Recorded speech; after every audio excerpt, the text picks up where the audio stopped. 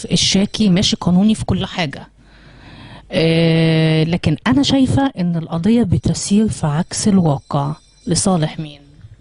هو حضرتك النهارده لما هنيجي نتكلم في ملابسات القضية، احنا الواقعة الأولانية واقعة السرقة هي تمت قانوني 100% ووصلنا فيها للنتيجة المرجوة منها. بعد كده رفعنا دعوة مطالبة بقيمة المسروقات اللي اتسرقت، لان النهارده انا حبستك. الحبس هنا حق المجتمع في ان في شخص زيك عايش في مجتمع يسوق له، فالنهارده هو قضى العقوبه بتاعته وخرج بره. حضرتك النهارده رفعنا دعوه مطالبه بقيمه المسروقات والتعويض والارباح، فالنهارده هو طعن بالنقض رغم انه خد الحكم وقضاه طعن بالنقض. فمحكمة النقض حكمت من قيمة شهر بتأييد أحكام الست شهور، أيدت الأحكام على المتهمين الاتنين. فاحنا لما رفعنا كانت القضية واخدة وقف تعليقي لحين الفصل في النقض.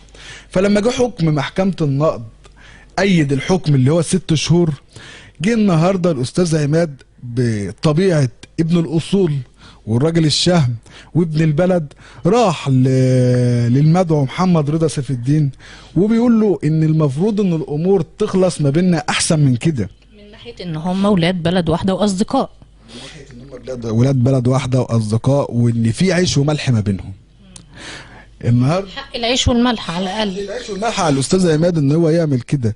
وبرده من ضمن الامور ان كان المدعو رضا محمد سيف الدين كان شاع في البلد ان الناس ديت افترت عليه، والناس ديت مش هتقدر تثبت واقعة السرقة، واصر ان هو يكمل في النقض عشان متخيل ان الناس ديت كده كده تلاعبت في الاوراق، وان محكمة النقض هتجيب له حكم بالبراءة بحيث ان هم ما يقدروش يرجعوا عليه بقيمة المسروقات ولا التعويض.